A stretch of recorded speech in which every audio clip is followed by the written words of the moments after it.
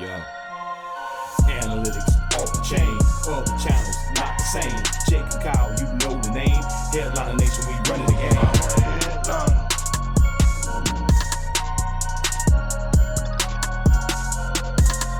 I'm a headliner.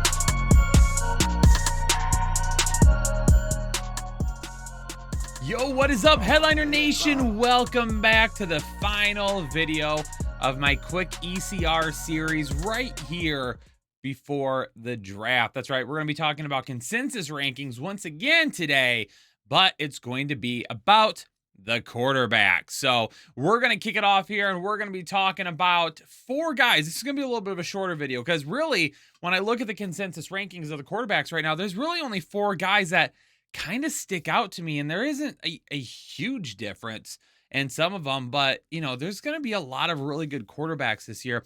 An even bigger reason why you should just wait and draft a quarterback somewhere after the top ones go off the board. Fill up those skill positions earlier and then get your quarterback a little bit later on. But hey, don't forget draft night, Thursday night, round one of the NFL draft right here on YouTube. We're going to be live on the Fantasy Headliners, breaking everything down in the first round, and we are going to have some crazy giveaways as well. So make sure that you tune in 7:30 p.m. 7:30 p.m. Just follow whatever the graphic says. Be here or be square. But let's go ahead and we are going to hop right into it right now. And the first two guys that we're going to talk about, Dak Prescott, Matthew Stafford. Right now, I would move these guys around. Dak Prescott coming in as the QB7, Matthew Stafford coming in as the QB8.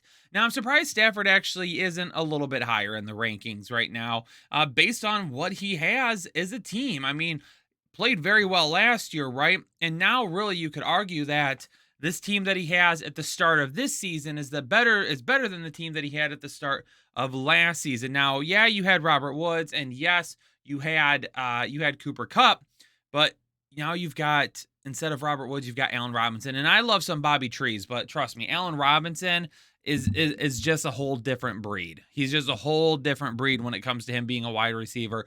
He can do a little bit more than what Robert Woods can, and I love some Bobby Trees, so don't get me wrong, nothing against him. But now we've kind of even upgraded that for Matthew Stafford, and he's still all the way down here at quarterback 8. So we'll see what happens with Matthew Stafford and his rankings, especially after the draft. But I mean, you can argue that he has just some absolutely fantastic weapons, and really, I guess OBJ returning isn't even out of the question. Well, that's not even something that's out of the question right now. You've got Van Jefferson, you've got Cooper Kupp, you've got Allen Robinson. I mean, obviously, you've got the backfield as well with Darrell Henderson. You got Cam Akers, who's going to, be back fully healthy, ready to roll as well. A great team and a great defense and a division that's going to be tough, and they're going to have to throw it. Dak Prescott, for me, is he's more trending down right now because he's lost Amari Cooper. We don't know when Michael Gallup is going to be back for sure. And he does still have Dalton Schultz, and he's got his running backs there, but the offensive line just isn't what it used to be either. So for Dak Prescott, for me, number one, I would flip-flop these guys right here. Stafford should be in front of Dak Prescott as of right now. And again, things could change after draft night. Who knows what the Cowboys will end up doing? Who knows what the Rams will end up doing after the draft? I say draft night, but obviously the entire draft. Who knows what both of these teams will end up doing? Maybe the Dallas Cowboys do decide to bring in another wide receiver, which would seem, to be a little like overkill to me, but you never know. It could end up happening. For me, it's just when you take a look at it, what do they have around them? And it seems like the Rams, they just are trending up a little bit more with what they've done with their team than what the Dallas Cowboys have done. I mean, you could also throw in, James Washington, obviously still, being there and being a new signee for the Dallas Cowboys. But I don't know if James Washington is really as good a signing as Allen Robinson, in my opinion. But that's neither here nor there. These two, I would flip them around for right now, but not a huge deal to me either. Like, not one big enough where I'm going to be like, you don't want Dak Prescott? You're nuts, okay? Not that bad. Not that bad. What about Jalen Hurts and Tom Brady, though? Jalen Hurts, for me, is coming in, or not for me, but on the ECR is coming in at QB 10. Tom Brady is coming in at QB 11. And I'll take Tom Brady over Jalen Hurts right now, First off, real quick though, let me just stop all of you out there who are getting ready to look at me and say, but Kyle, Jalen Hurts has more upside with his running. Oh yeah? Well, is that why, Tom Brady finished last season as the quarterback 3 and Jalen Hurts finishes the quarterback 9? Jalen Hurts had 321.16 fantasy points, and Tom Brady had 386.74. And if you want to say, well, Kyle, Tom Brady played one more game than Jalen Hurts. Well, Tom Brady also averaged over a point a game more than what Jalen Hurts did as well. So that argument about Jalen Hurts having a larger upside, no, let's get it out the door. That's not there. The problem for me with Jalen Hurts is, does he offer upside? Yes, he does, but it's based solely on his running ability unless he has really developed as a passer. Because last season, when you got to the end of the year, Jalen Hurts was having himself quite a bit of struggles trying to complete even 50% of his passes. Watching Jalen Hurts at times last season was extremely tough because of how inconsistent he was as a passer. Yeah, he hurt people with his legs and he moved around quite a bit, and that was great and all, but it's not good enough. And it's not good enough for me to say, hey, let me put him over one of the most consistent, one of the best quarterbacks that we have seen in the league in forever, one of the best GOAT. Anyway, is it enough to put him over Tom Brady? No, it's not. I mean, when you look at towards the end of last season, he had a game against Washington where he completed 76.92% of his passes. Let's just talk about the other weeks where he had 58% in week 16.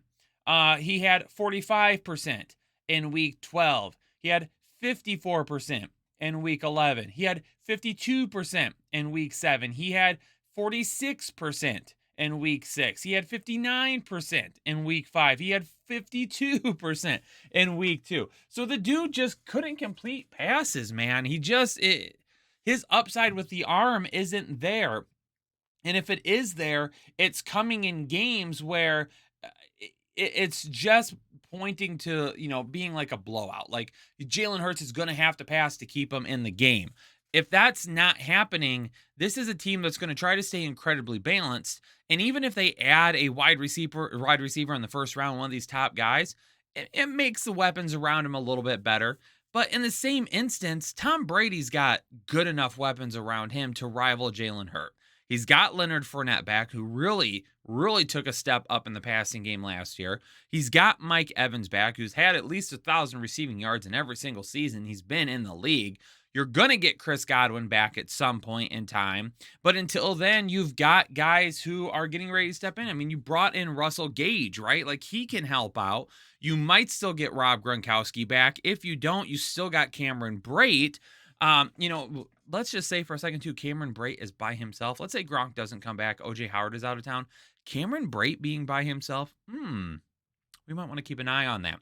But he's still got great weapons all around him. Jalen Hurts is going to have good weapons as well. But if he hasn't taken a step forward as a passer, then I'm sorry, but I'm not going to take a guy who's going to be much more consistent with Tom Brady. I'm not going to take a Jalen Hurts over him. I'm not going to do it.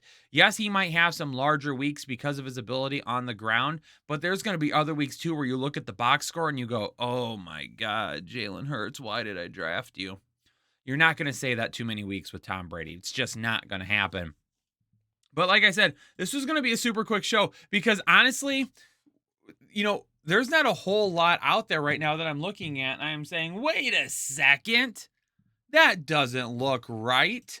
I mean, let's just talk about right now with the ECR has got Josh Allen, Patrick Mahomes, Justin Herbert, Lamar Jackson, Kyler Murray as the top 5.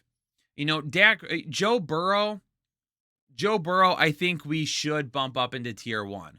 And if you wanted to take Joe Burrow over a Kyler Murray, that would be fine, especially given what we've seen with Kyler Murray towards the end of the last couple of years where we get to the end and it's just kind of like, boop, done for, right?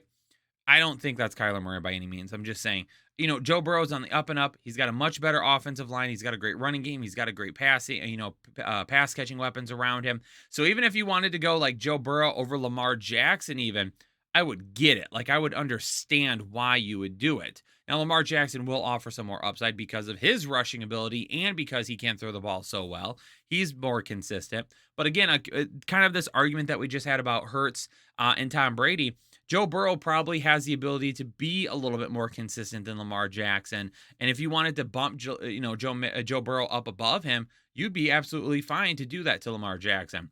And then after that, you've got Dak Prescott, Matthew Stafford, Russell Wilson, Jalen Hurts, Tom Brady, Aaron Rodgers. I mean, Jalen Hurts is falling down for me. I would take Brady. I would take Rodgers, both of them easily. I would probably take Stafford over Dak Prescott. I'm probably taking Russell Wilson right now over Dak Prescott. It's closer than some of the others, but I'm still going Russell Wilson. Going into this tier 3 kind of area with quarterbacks as well, Deshaun Watson at 13, Trey Lance at 14, Derek Carr at 15, Kirk Cousins at 16, Justin Fields at 17, Tua at 18, Ryan Tannehill at 19. Another one that we might be able to, kind of argue about, Matt Ryan at 21. I would probably put Matt Ryan over Trevor Lawrence at 20, over Tannehill at 19, potentially over Tua at 18, probably over Justin Fields right now at 17. It gets a little bit closer with Kirk Cousins at 16. So for me, Matt Ryan even bumps up quite a few spots as well. Mac Jones, Jameis Winston, Zach Wilson, Carson Wentz, Daniel Jones, Mitchell Trubisky, Jared Goff, Davis Mills, Marcus Mariota, Jimmy Garoppolo, Drew Lock, Baker Mayfield. They kind of add up that back end right there. But I mean, there's some close ones, but there's not a whole lot that I'm looking at there and I'm being like, that's way off. Like, I just don't see that. So, ladies and gentlemen, hopefully you all enjoyed the video. Again, this one was going to be quite a bit shorter than what the other ones have been, just because, again, there wasn't a whole lot at the quarterback position that was throwing me off right now. But hopefully y'all enjoyed it. If you did, hit the like button, subscribe to the channel, leave a comment down below. Who's kind of your QB1 right now? Who are you saying that this is the guy I'm going to take? And let me know where you would take him. What round are you going to be drafting a quarterback in? And don't forget, tune into the live show Thursday night for the first round of the NFL draft. I'm going to get out of here, everybody, though. I got to go get on a plane in like 12 hours, less than that, to head down to North Carolina. When you're watching this, I'll probably be in the middle of flying, actually. But I'm going to get out of here. Peace out. Stay safe. Stay healthy. And I'll catch you all in the next episode of the Fantasy Headliners. Analytics off the chain, all the channels not the same. Jake and Kyle, you know the name. Headliner Nation, we running the game. Y'all stuck on third down. Your content's plain Jane. Headliners on top now. We gonna move and change. Podcast off the rip. Draft guide, so legit. Fantasy world, our game tight. We about that chubb life. Stuck in a rut and you need some motivation. Head to the channel for this Headliner Nation. I'm a headliner.